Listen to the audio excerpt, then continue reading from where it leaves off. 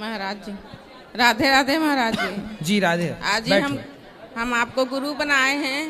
हमको एक दिशा चाहिए। बोलो। मेरी लड़की बहुत मेरे को धोखा दी है। लड़की, सब बैठ जाओ शांति से। हाँ, लड़की क्या है? अभी बात करेंगे, सबको बैठो। लड़की मेरे को धोखा दे दी है। हैं? जोर से भैया, पाठक। लड़की धोखा दी है मेरे को बहुत। लड़की ने आपको धोखा दे दिया? अरे ये लड़कियों को हो क्या गया, माओ को धोखा देने लग गई आजकल। मैं पढ़ी लिखी भी नहीं हूँ। तो कैसे धोखा दे दिया बेटी ने आपकी? मैं उसका फोन नहीं जान पाई। मैं सब चीज नहीं बता सकती यहाँ। कुछ बता दो। वो अपनी मर्जी से शादी कर लिए, मेरे से बात नहीं करती। बोलती तू जहर खा ले, फांसी लगा ले, तू मेरी मम्मी बनने का नाटक करती है। ऐसे करके मेरे जो मुंह में आता है बोलती है। तो बेटा है आपका? बेटा नहीं है? अपनी मम्मी के साथ रहती हूँ, मेरा कोई नहीं है सर। पति कहाँ है? वो तो बहुत पहले छूट गया है। बहुत सारा। कितनी बेटियां हैं आपकी? एक ही है। और बेटी साथ नहीं देती आपकी? मेरे से बात नहीं कर रही, 1 साल हो गया। कहाँ चली गई? किससे बात करती है? अभी छतरपुर बजना में रहती है। शादी हो गई? अपने मर्जी से करी है। मनमाने तरीके से ब्याह कर लिया? मेरे को कॉस्मेटिक सीखने जा रही हूँ करके रायपुर गई है, और उधर से क्या क्या की मेरे कुछ पता नहीं चला है। मेरे से बात भी नहीं कर रही है अब। तो अब बेटी, मैया देखो, बेटी चली ही गई, बेटी बात नहीं कर रही है। अब बेटी के लिए रोने से अच्छा है कि ये आंसू भगवान की याद में बहाए जाएं। इसलिए हम कहते हैं कि बेटा बेटी से मन हटाओ, आज नहीं तो कल। मीरा जी क्या कहती है? मेरे तो गिरधर गोपाल दूसरो ना कोई, एक भगवान के सिवा कोई अपना नहीं है, ना बेटा ना बेटी। आपका कथा ही मेरे को बचाया, नहीं तो मैं, मेरे अंदर में इतना बड़ा तूफान आया था ना, मैं हर चीज नहीं बता सकती। परेशान ना होइए, बेटी अपना खुश रहे जहाँ है बस। लेकिन आप भगवान का चिंतन करिए और भगवान में मन लगाइए बस। मेरी माँ के साथ रहती हूँ, मैं क्या करूँ बताइए ना। आप अपनी माँ के साथ हो? जी नहीं पा रही हूँ ना, मर नहीं पा रही हूँ, मैं क्या करूँ? नहीं, जियो, भगवान के लिए जियो। मर जाने से कोई समाधान, मर जाने से क्या होगा? जिंदगी भगवान ने दी है, बिंदास जियो। भगवान का बची सांसें, पूरा जीवन भगवान को समर्पित कर दो। एक बार बात उससे कर लीजिए, समझा दीजिए। कहाँ है? लाओ समझाएं। नंबर है उसका। अच्छा, फोन पे बात कर लेंगे। अच्छा, भी हम बात कराना, हमारी समझाएंगे। पर क्या ना, दिल लगा गधी से तो परी किस काम की। ये छोरा छोरियों के चक्कर में पड़ने वाले छोरा ये अपना नाश करके ही लौटते हैं। ये किसी के समझाए नहीं समझते। रावण को रोग लगा प्रेम का, किसी पराई औरत का, तो उसे समझा समझा के थक गए हनुमान जी, समझा समझा के थक गए अंगद जी, मंदोदरी थक गई। सब विनाश काले विपरीत बुद्धि। ये छोरा छोरियों में जब मन लग जाता है ना बेवजह चरित्रहीनता की ओर, तब फिर कोई समझाए फिर भी ले आना। हम बात करेंगे, कोशिश करेंगे, अपना प्रयास। नंबर है लड़का का। लड़का का? जो यहाँ रहती है ना वो लड़का का। अच्छा, उस लड़के से चलो बात कराना, हम बात करेंगे अभी। गुरुजी राधे राधे। राधे राधे। मेरा नाम स्वाति हुआ, मैं रांची झारखंड से आई हूँ। मेरा मायका फिलहाल अभी रांची झारखंड में है। मेरा 4-5 सवाल है, इसलिए मैं फ़ोन लेकर करके खड़ी हुई हूँ। मेरा पहला सवाल ये है गुरुजी की मम्मी जैसे जितिया करती है। हम लोग 3 भाई बहन हैं, 2 बहनें हैं, 1 भाई, और मेरे घर में एक छोटा सा कुत्ता भी है। तो वो गुरुजी भाई बहन के समान ही है, समझ लीजिए। मतलब मम्मी हम लोगों के कंपैरिजन में उसको ज़्यादा प्यार करती है। मोस्ट ऑफ द टाइम उसके पीछे ही मम्मी का जाता है। तो जब मम्मी जितिया करती है तो कहते हैं सबको पहनाती हो वो बद्धी जितिया वाला, तो क्या हम उसको भी पहना सकते हैं? क्या पहनाती है? वो जितिया जो पहनते हैं ना, अभी जितिया वाला जो पर्व था कुछ दिन पहले। हाँ, या नहीं पहनाना चाहिए? ये क्या होता है पहले ये समझाओ, हम अभी समझे नहीं। क्या होता है? भाषा मिसमैच हो रही है। मैं बताती हूँ। जैसे पति के लिए तीज किया जाता है, करवा चौथ किया जाता है, ठीक उसी प्रकार से बच्चों के लिए जितिया का पर्व किया जाता है। हमारे यहाँ उसे संतान सप्तमी कहते हैं शायद, मुझे इसका ज्ञान नहीं। हाँ, हमारे यहाँ उसको संतान सप्तमी बोलते हैं। ठीक जी, ठीक है, ठीक है। देखो, बच्चों के साथ बच्चों का व्यवहार करो। जीव मात्र से प्रेम करना बुरा नहीं है। सबसे प्रेम करो, सबको रोटी दो, सबको प्यार करो, सबको दुलार करो। प्यार दुलार करने में कोई बुराई नहीं, पर हर चीज की मर्यादाएं हैं। आप जितना प्यार अपने पति से करती हैं, आप उतना प्यार, उस तरह का प्यार पर पुरुष से करेंगे तो ये मर्यादा के खिलाफ है। जी। मतलब प्यार अब कहें कि नहीं जी जैसा हम अपने पति से करते हैं वैसे तुमसे भी करेंगे, वो अमर्यादित हो जाएगा। उसी तरह हम गाय से जो व्यवहार कर सकते हैं वो कुत्ते से नहीं कर सकते। तो हर चीज की एक मर्यादा है। कुत्ते को देहली के बाहर रखा जाता है, घर के अंदर नहीं। बट वो तो हमेशा घर में ही रहता है। वो आपकी अज्ञानतावश है। कुत्ता जहां जहां अपने पांव रख देता है, कुत्ता जहां जहां होता है, वो अशुद्ध हो जाती है जगह। कुत्ता के स्पर्श से अशुद्धि आती है। इसलिए कुत्ता को रोटी खिलाने का विधान तो है। कुत्ते को आवश्यकता है तो आप उसकी दवाई भी कराइए, है ना। अनायास उसे छूने का विधान नहीं है। तो फिर गुरुजी उसको घर से बाहर कर दें। बाहर क्या, कुत्ते घर के अंदर रहे कब? आज के जमाने में फैशन का जमाना, तो लग्जरी गाड़ियों में घूम रहे कुत्ते। गाय है आपके घर में? नहीं गुरुजी, उसके लिए इसलिए नहीं पॉसिबल है क्योंकि आप फ्लैट में नहीं रख सकते हैं। आप खुद अगर रेंट पे रहते हैं तो आप समस्या नहीं तो रख सकते। यही है कि आज हम कुत्ते को रखने को पॉसिबल मानते हैं पर गाय को रखना इम्पॉसिबल मानते हैं। गुरुजी दिक्कत तो कुत्ते से भी है बहुत लोगों को। हाँ। लॉजिकली देखा जाए, अगर उसको हम बाहर लेकर के जाते हैं शौच के लिए तो उससे भी दिक्कत है, लेकिन कुत्ते में मैनेज हो जाता है क्योंकि हम बाहर लेके जाते हैं। एक्चुअली कुत्ते में आप लोग मैनेज करना सीख गए हैं। काश गाय के साथ भी मैनेज करना सीख गए होते तो गाय भी मैनेज हो जाती है अभ्यास से। अब कुत्ते के संग रहते रहते अभ्यास हो गया। गाय भी ना छोटी सी गाय आती है जो हिमालय तरफ की गाय है ना, वो बहुत छोटी सी होती है।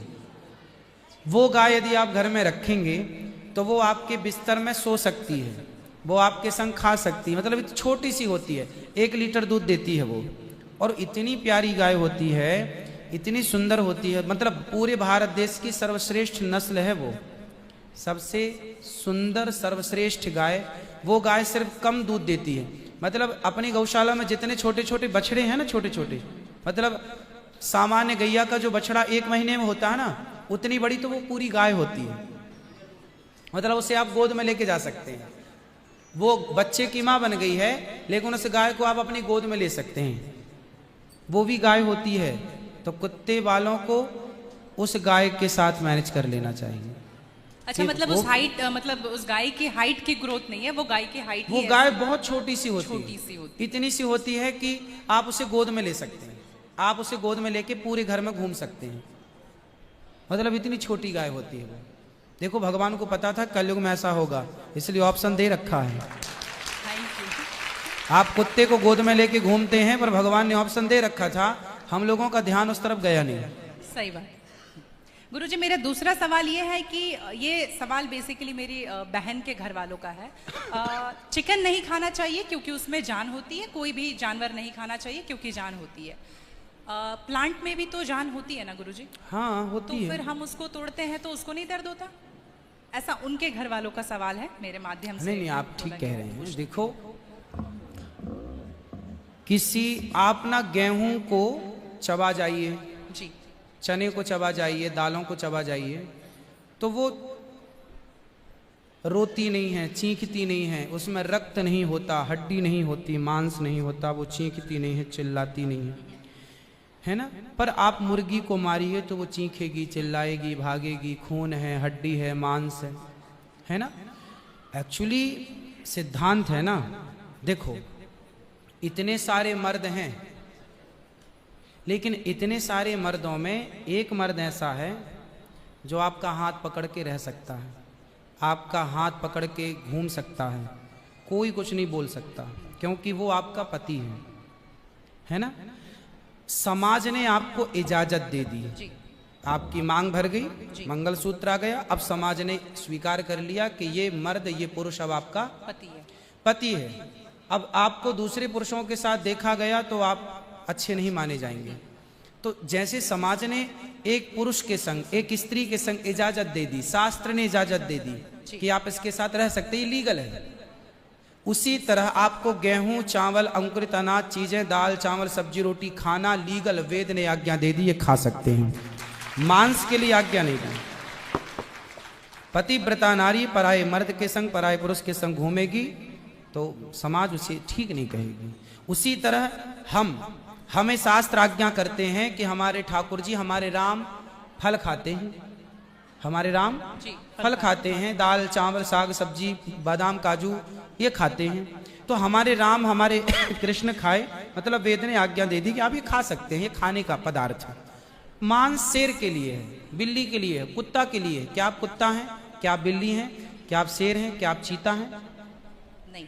फिर जब हम मनुष्य हैं तो मनुष्यवत व्यवहार करें जी।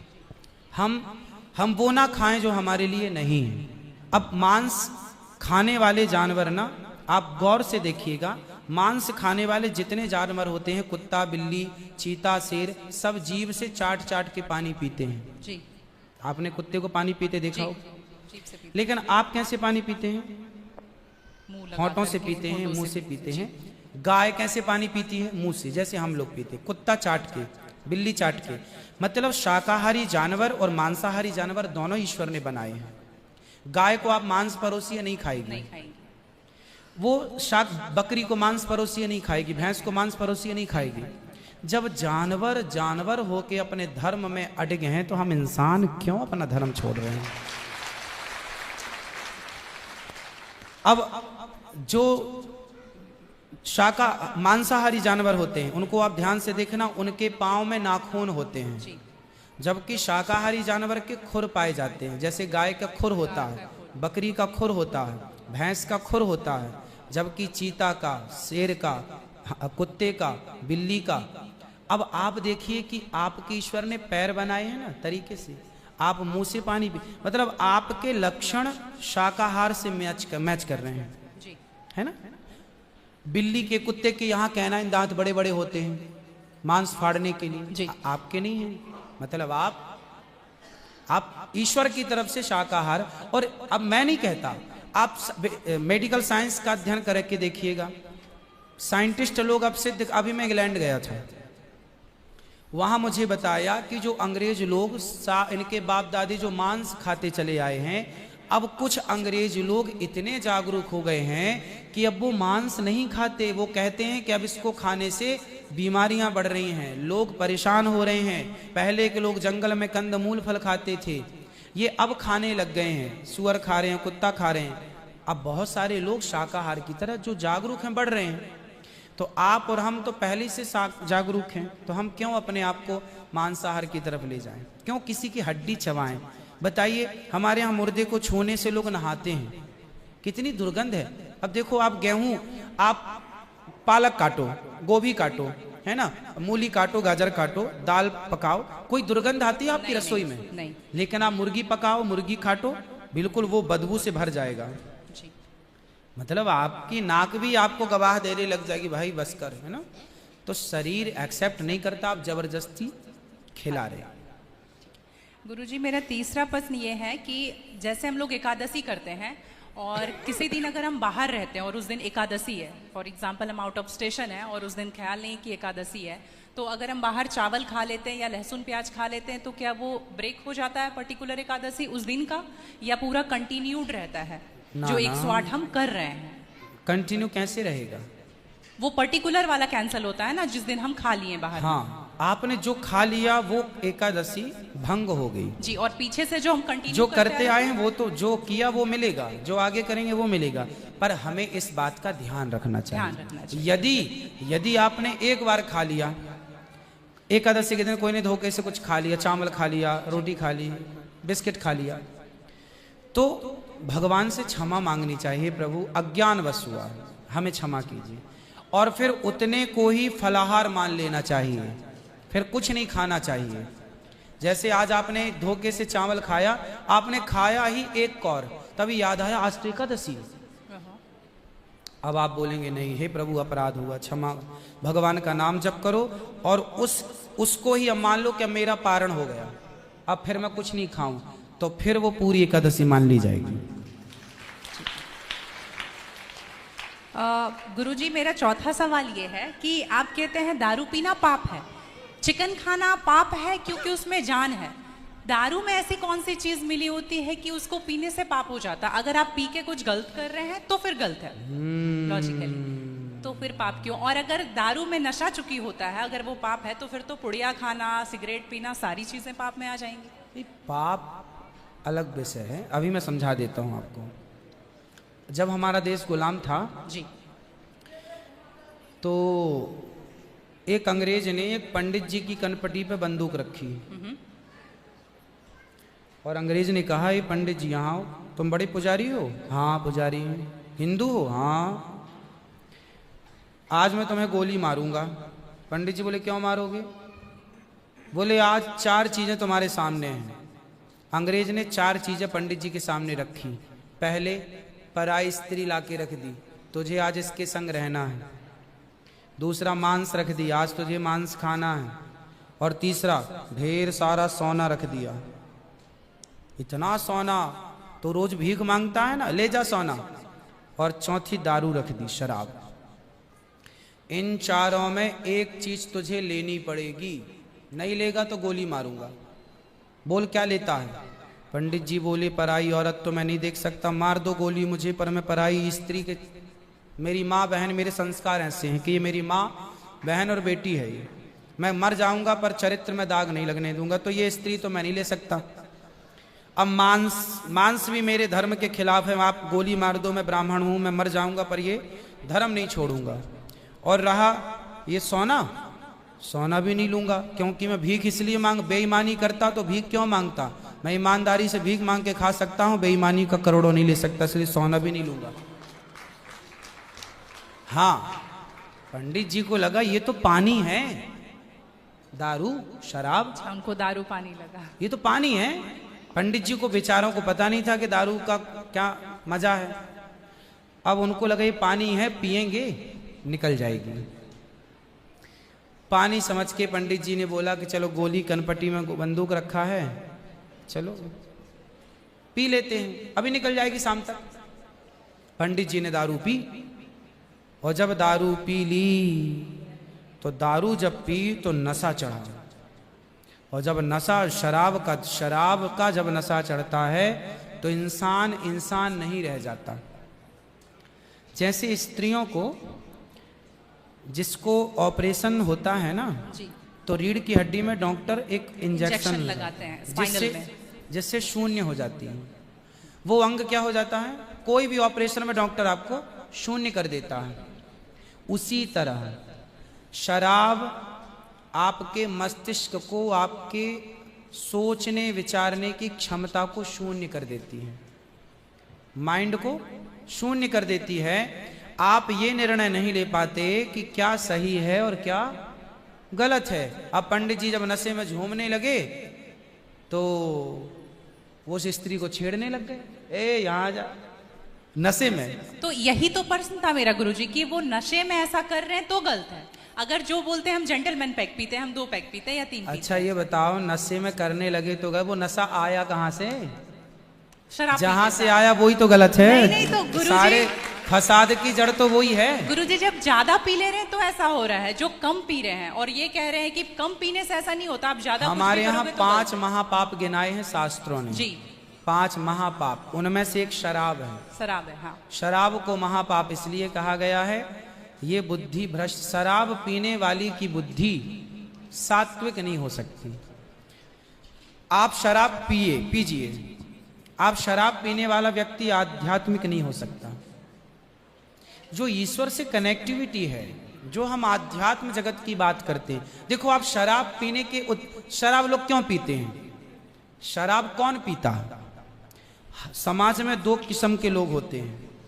एक वो होते हैं, जैसे मैं सात्विक हूं, आप सात्विक हैं, आप चाहते हैं कि मैं भजन करूं भगवान का, ज्यादा हाय हाय नहीं, शांत खुश भगवान के चिंतन में। एक तो इस प्रकार का आदमी है भगवत चिंतन में, वो ज्यादा खाता भी नहीं। एक आदमी कैसा है जो विषय भोगी है। शराब शरीर को गर्म करती है जी, शराब शरीर को गर्मी पहुंचाती है। और जो व्यक्ति भोगी होता है, जिसे भोगों को भोगना है, वो लोग शराब का उपयोग करते हैं अपने भोगों की क्षमता को बढ़ाने के लिए। अब जिसे भोग भोगना है वो तो अपनी क्षमता भोगों की बढ़ाए और शराब पिए, परंतु जिसे भगवत प्राप्ति करना हो, ईश्वर से नेह करना हो, मन लगाना हो, संत लोग एक टाइम भोजन करते हैं, 2 टाइम नहीं खाते। बोले शरीर को केवल जिंदा रखना है, ज्यादा खिलाएंगे तो शरीर फिर हानिकारक है, मन भटकेगा। इसलिए यदि आपके अंदर ईश्वर की प्राप्ति की साधना है तो आपका आहार विहार शुद्ध अपने आप हो जाएगा। और मन में यदि कामना है तो फिर लोग तो चरस भी पीते हैं, अफीम भी लेते हैं। ये सब चरस अफीम क्या करती हैं? शरीर को उत्तेजित करती हैं। ये सब शरीर को उत्तेजित करने वाले पदार्थ हैं। तो बाकी जितने भी नशा वाली चीज हैं, हाँ। गुटखा, खैनी, दारू जो भी हैं, ये सारे फिर उतने ही इक्विवेलेंटली सब नुकसानदायक है। खैनी से कैंसर होता है, सिगरेट से लंग्स खराब होते हैं। गुल से क्या होता है गुरुजी? किससे? गुल जो करते हैं, गुल क्या होता वो है? पाउडर एक होता है ना? नहीं, वो मैं जानता नहीं। चरस अफीम क्या कहते हैं? क्या है बेटा? ड्रग्स? नहीं नहीं, वो ड्रग्स नहीं होता, डब्बे में आता है गुल। नहीं, वो गांव के लोग को मैंने देखा करते हुए। हाँ, तंबाकू चूना? नहीं, वो मैं उसके बारे में पहली बार सुन रहा हूँ, अब रिसर्च करना पड़ेगा वो चीज क्या है। मतलब कुछ भी नशीला पदार्थ देखो गलत है, सब गलत है, सब गलत। शराब कौन सी सही है? सिगरेट कोई पिए तो कौन सा समझदार है? आप खैनी खाएं, गुटखा खाएं, अब कौन सही? इसे कौन कहे? मूर्ख ही सही कहेगा, खाने वाला ही सही कह सकता है। तो मतलब सब इक्वली उतना ही पाप है। पाप पुण्य अलग विषय हो गया। नहीं गुरुजी, आप कहते हैं कि शराब को पाप माना गया है, ये चीजों सारी में- चीज पाप के अंतर्गत है। अब सेहत खराब हो ही जाएगी। शराब के नशे को पाप माना गया है, बाकी चीजें गलत हैं। ठीक है, महापाप में शराब को लिया गया है, बाकी चीजों को गलत। सही कैसे हो सकती है खैनी और सिगरेट और बाकी चीजें? महापाप में शराब को गिना। देखो, एक होता है महापाप, एक होता है पाप जी। महापाप 5 प्रकार के हैं, पाप अनेक प्रकार के हैं। तो पाप है, गलत है, ये सब चीजें गलत हैं। शराब महापाप है। आगे ठीक है गुरुजी, मेरा लास्ट प्रश्न आपके माध्यम से ये बुलवाना है। बहुत सारे लोग खच्चर पर जाते हैं केदारनाथ, और वैष्णो देवी भी जाते हैं खच्चर पे। अगर आप देख रहे हैं तो अभी रिसेंट का वीडियोस देखे होंगे, तो उनको चरस पिला करके लेकर के लोग जा रहे हैं। किसको? खच्चर को जी, एक नाक बंद करके एक नाक से पिला रहे हैं। और आपको यहाँ पे बहुत सारे लोग एडमायर करते हैं, इवन 11 मिलियन लोग एडमायर करते हैं। अगर आप ये बोल देंगे कि आप धाम जाते हो तो जाओ, लेकिन पैदल जाओ, इनका प्रयोग मत करो, तो मेरे लिए बहुत अच्छा होगा, क्योंकि हम बहुत ज़्यादा ही एनिमल लवर हैं। तो ये देख करके लगा था मुझे कि कभी आऊंगी यहाँ तो आपके माध्यम से इसलिए जरूर पहले एक बार- के लोग जब तीर्थ यात्रा पर वहां केदारनाथ बद्रीनाथ जाते थे तो इस उद्देश्य से जाते थे कि अब वापस नहीं आना। पहले के लोग जाते थे इस उद्देश्य से कि अब वापस नहीं आना, वहीं भगवत धाम में चले जाएंगे। आजकल इसलिए आज के जमाने में तीर्थ इत्यादि जवानी में ही कर लो। माँ बाप को समय है, पांव हाथ चल रहे हैं तो करा दो, भजन करो मस्त जवानी में, बुढ़ापा किसने देखा। तो समय से सब कर लो, बुढ़ापे में फिर तो खच्चर ही बचेगा। तो बुढ़ापे जो देखो बूढ़े लोग हैं जो नहीं चल पा रहे हैं पर आस्था है दर्शन की, तो वो अपने हिसाब से जाते हैं। नहीं तो गुरुजी हेलीकॉप्टर भी तो है ना? हाँ, हेलीकॉप्टर का बजट सबका नहीं होता। हेलीकॉप्टर से सब नहीं जा सकते ना, उसकी टिकट ही महंगी है, 25-50 हज़ार रुपये लगता है, लाख रुपए भी लगता होगा, भगवान जाने, मुझे नहीं पता कितना लगता है। अब सामान्य आदमी कहाँ वो 50 हज़ार की टिकट कटाएगा, वो तो 1000-2000 दे के जाना चाहेगा। तो सबके अपने अपने बजट हैं, पर ये कोशिश करो कि हम अपने पाँव पर चलें, हम किसी पर बोझ ना बने। ये सही है कि हम किसी जीव को परेशान ना करें। यदि वो गधा बधा जो भी है खच्चर, वो यदि स्वस्थ है, क्योंकि हमारे यहाँ राजाओं के जमाने में घोड़ों पर ही सवारियां होती थी, रथ घोड़ों के द्वारा ही चलाए जाते थे, तो उन घोड़ों का ध्यान भी रखा जाता था। पंच परमेश्वर कहानी है, जुम्मन से खलगू चौधरी, उसमें एक इक्का गाड़ी की भी कहानी है ना। तो उसमें बैल के द्वारा इक्का गाड़ी चलाई गई, उसका जिक्र है। तो हमारे यहाँ पहले ना जैसे किसान खेत में जोताई करते थे, जुताई जी। तो बैलों से होती बैलों थी, से होती तो बैलों को ना दिन भर जुताई में रखते थे और रात भर उनको चराते थे। रात भर वो अच्छा घास खाएं, दिन भर उनको जब भी गर्मी पड़े 2 घंटे का रेस्ट, 2 घंटे छोड़ दें, वो चर लें, वो पानी पी लें, मतलब उनका प्रॉपर ख्याल रखा जाता था। आज कुछ लोग क्या है, पैसे कमाने के लिए उनका ख्याल तो रखते नहीं है, और वो पैसे लेने के चक्कर में ना उसको भरपेट खिलाते हैं, ना उसका पानी का ध्यान, ना खाने का ध्यान, तो वो कमजोर हो जाता है, मर जाता है कई बार। वही प्रॉब्लम है गुरुजी, वो 5-5 बार चढ़ाते हैं और आने के टाइम पे पूरा पाँव टूट जैसा जाता है और फिर उसका ध्यान नहीं रखते। उसकी खिलाई पिलाई हो, और एक समय होता है, यदि जवान है तो उसको उपयोग में लिया जाए, बूढ़ा है तो उसको रिटायर कर दिया जाए। अब बूढ़े गधे के ऊपर भी लोगों को बिठा कर ले जाएंगे तो एक हर व्यक्ति जानवर हो या इंसान हो, हर चीज की क्षमता होती है। जवानी सबके साथ होती है और बुढ़ापा भी सबके साथ होता है। जी। तो उन लोगों को भी इस बात का ख्याल रखना चाहिए। आप लोग भी अपने पांव पर चलने की कोशिश करें, और कुल मिला के जीव पर कोई भी भार ना बने, जीव मात्र को हम परेशान ना करें। जी, धन्यवाद गुरुजी।